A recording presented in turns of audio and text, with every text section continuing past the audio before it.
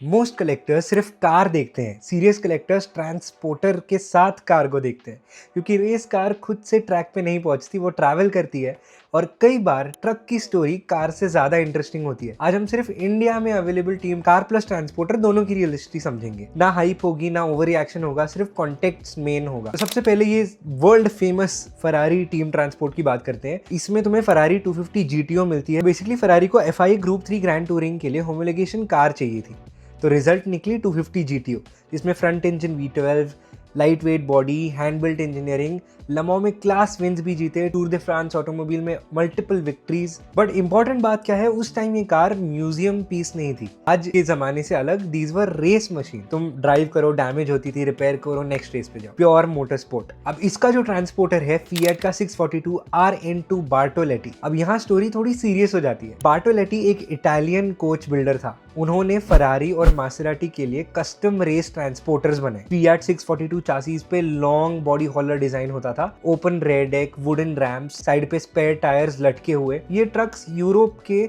Circuits travel करते थे, मोन्जा, लमो, नर्बर्गरिंग। कोई एंक्लोज ट्रेलर्स नहीं थे, हाइड्रोलिक लिफ्ट्स नहीं थे, मैकेनिक्स मैनुअली लोड करते थे इनमें कार्स। सो जब हॉट व्हील्स 250 GTO को इस ट्रांसपोर्टर के साथ पेयर करता है, तो ये कोई रैंडम डिसीजन नहीं है, ये 1960s पैडॉक की रियल स्टोरी है। अब बात करते हैं पोर्शा 962 प्लस फ्लीट फ्लायर के बारे में। Porsche 962 the car was around in 1980s। Group C racing era था पूरा। फ्यूल कंजम्पशन रूल्स ने रेसिंग स्ट्रैटेजी चेंज कर दी थी। पोर्शा 962 डेवलप हुई 956 प्लेटफॉर्म से, तो लॉन्गर व्हील बेस, सेफ्टी ज़्यादा इंप्रूव हुई, एरोडाइनमिक्स ज़्यादा इंप्रूव हुए, लमो में जीती, इम्सा डोमिनेंस। तो ये कोई फ्लैशी कार नहीं थी, ये इंजीनियरिंग परफेक्शन थी। फ्लीट फ्लायर जो इसकी ट्रांसपोर्टर है, फ्लीट फ्लायर किसी एक रियल ट्रक पे बेस्ड नहीं है एक्चुअली, बट इसका डिजाइन 80s 90s के रेस हॉलर्स को रिफ्लेक्ट करता है। इस एरा में मोटर स्पोर्ट कॉर्पोरेट हो चुका था, स्ट्रक्चर्ड टीम्स थे, स्पॉन्सर ब्रांडिंग थी, ऑर्गेनाइज लॉजिस्टिक्स थे। 60s के ओपन ट्रक से शिफ्ट होके प्रोफेशनल एंक्लोज्ड सपोर्ट व्हीकल्स आ गए थे। सो 962 प्लस फ्लीट फ्लायर पेयरिंग जो है वो एक्चुअली मोटरस्पोर्ट एवोल्यूशन को दिखाता है। एकदम जो दिल वाली रेसिंग थी, वहां से कॉर्पोरेट रेसिंग वाली जर्नी पूरी कंप्लीट होती है यहाँ पे। तीसरी जो टीम ट्रांसपोर्ट हम लोग देखने वाले हैं वो है 1973 की होंडा सिविक प्लस एरोलिफ्ट, और ये भी काफी फेमस टीम ट्रांसपोर्ट है हॉट व्हील्स की तरफ से। सबसे पहले बात करते हैं 1973 के होंडा सिविक के बारे में। 1973 में ऑयल क्राइसिस हुआ था, America fuel efficient cars demand कर रहा था। होंडा सिविक ने पूरा गेम चेंज कर दिया। Compact size, light weight, CVCC engine जो एमिशन स्टैंडर्ड्स मीट करता था विदाउट कैटलिक कन्वर्टर। इस कार ने जापानीज इंजीनियरिंग का परसेप्शन ग्लोबल लेवल पे चेंज किया था। अब एरोलिफ्ट जो इसका ट्रांसपोर्टर है उसकी बात करें तो एरोलिफ्ट लो प्रोफाइल और कॉम्पैक्ट कास्टिंग है। ये कोई जायंट फैक्ट्री हॉलर रिप्रेजेंट नहीं करता, ये ग्रास रूट्स मोटर स्पोर्ट की वाइब देता है। इमेजिन कर सकते हो कोई local circuit racing, privateer build, weekend racer जो अपनी कॉम्पैक्ट कार को स्मॉल सपोर्ट ट्रक पे ले जा रहा है। स्केल मैच करता है स्टोरी से, small car, small transporter, big passion. Personally मेरी favourite 1973 Plymouth Duster plus the second story lorry, ये मेरे पास भी है। और ये मेरी फेवरेट क्यों है, पहले तो दिखने में बहुत ज़्यादा अच्छी है, तो मुझे सबसे अच्छी यही दिखती है, मेरा पर्सनल ओपिनियन है, बाकी लोग कमेंट्स में अलग समझेंगे। 1970s के अमेरिका का कल्चर दिखाता है ये पूरे बॉक्स में, ठीक है। अब 1970s में अमेरिका में मसल कार कल्चर पीक पे था। मसल कार्स किसको नहीं पसंद, affordable performance, 340 cubic inch V8 option, drag strips पे pure dominance, street performance culture.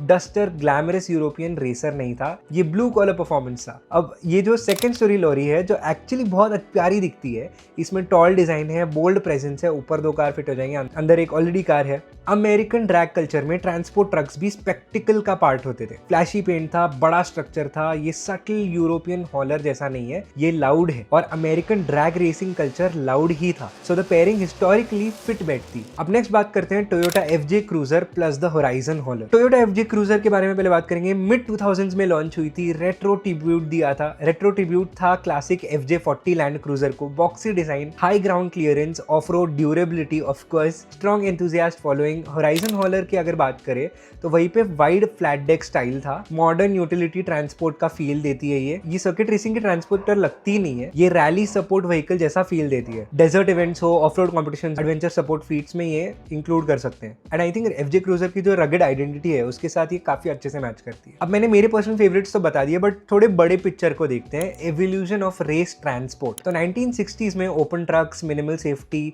Mechanical era था। 1980s में corporate teams, structured logistics, sponsor heavy haulers थे।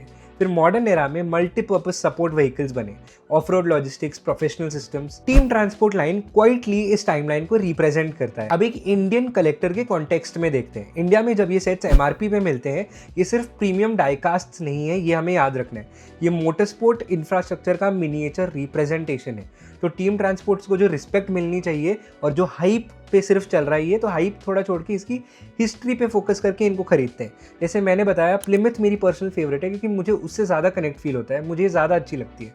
बट अगर आप मार्केट को देखोगे तो लोगों को सिर्फ फरारी टीम ट्रांसपोर्ट चाहिए था।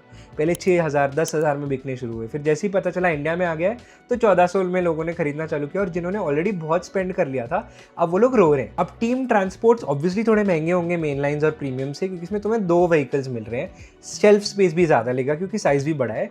बट कलेक्शन नैरेटिव से देखो तो काफ़ी स्ट्रॉन्ग है, क्योंकि तुम्हें इसका क्वांटिटी नहीं देखना है, इसमें कितनी गाड़ी आ रही हैं, कितना शेल्फ स्पेस खा रहा है वगैरह, बट इसकी हिस्ट्री के वजह से अगर तुम्हें पसंद आ रहा है तो तुम लोग खरीद सकते हो। अब मैंने तो तुम्हें 3-4 गाड़ियों के नाम बता दिए, मतलब टीम ट्रांसपोर्ट्स के नाम बता दिए। तुम उसमें से चूज़ कर सकते हो कि तुम्हें पर्सनली किसकी स्टोरी ज़्यादा अच्छी लगी, कौन सी तुम्हें ज़्यादा कनेक्ट करती है, या कुछ मैंने मिस किया हो तो तुम उसको गूगल पे जाके थोड़ा उसके बारे में पढ़ सकते हो, और फिर तुम्हें पता लगेगा कि तुम्हें तुम्हारे कलेक्शन में कौन सी चाहिए। ज़रूरी नहीं है कि जो सब लोग खरीद रहे हैं वही तुम्हारे पास हो। और अगर तुम लोग ये ध्यान से देखो तो कोई इन्फ्लुएंसर जैसे मैं हो गया या फिर कोई भी हो गया, अगर कोई बोलता है कि फॉर एग्जाम्पल ये कार ये बहुत ज़्यादा रेयर है, तो मैंने इसको प्रमोट कर दिया, अब सब लोग इसको खरीद रहे हैं, तो क्या ये रेयर बची? नहीं। तो तुम वो कार खरीदो जो तुम्हें पर्सनली पसंद है, ताकि वो तुम्हारे पर्सनल कलेक्शन के लिए यूनिक हो, ना कि दूसरों के कलेक्शन के लिए यूनिक। नेक्स्ट टाइम जब तुम एक टीम ट्रांसपोर्ट को देखो तो इसकी सिर्फ कार को आइडेंटिफाई मत करो, इसके ट्रक को, इसके ट्रेलर को, हॉलर को भी आइडेंटिफाई करो, उसके एरा को भी देखो कि कौन से एरा की है, उसकी स्टोरी को भी पढ़ो, तो तुम्हारे कलेक्शन में और 4 चांद लग जाएंगे।